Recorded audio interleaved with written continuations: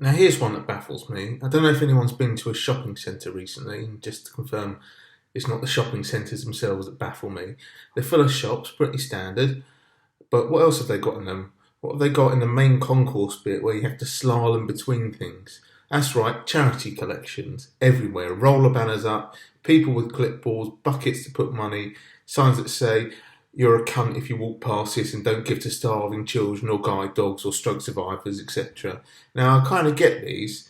Shopping centre, captive audience, you've just been into the shops, you've got a bit of loose change in your pockets, maybe feel a bit guilty of having spent on yourself and not on a cause. But here's an odd one.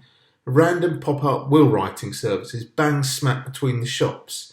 What would happen if you died tomorrow? I don't fucking know. I came out for some lamb chops and a couple of birthday cards. It's a bit fucking deep.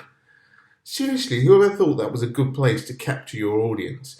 I came out to buy pasta and cat food and some light bulbs, not think about my death. I'll be honest, I have gone over to fuck with them before. Do you have any dependents? What would happen to them if you were no longer here? Would they be fucking happy? And would they be secure? Well, I don't know. How far could they get with a 51 plate Ford Fiesta and a 15-year-old rescue cat? What are your current liabilities? Myself, I'm a fucking liability. But this kind of nonsense happens all the time. Marketing plonks somewhere for the sake of being plonked somewhere with no relevance to the place in which it's bloody plonked. I'll give you another example, which also just so happens to be death related. I saw the other day a roundabout sponsored by a funeral parlour. Why? Are they burying bodies underneath it now? Do they specialise in send-offs for those who had a love of traffic? What has a funeral parlour got to do with a roundabout?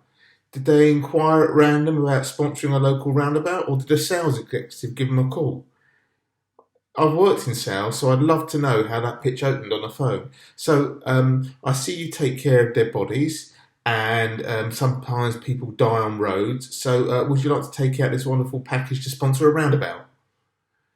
Even if you do need this company's services while out driving, you'd have to go round the roundabout at least 3 times to get the whole number in, assuming you have a passenger to write it down. Hang on, it's 0207, no, you're going to have to go round again, 882, so one more time.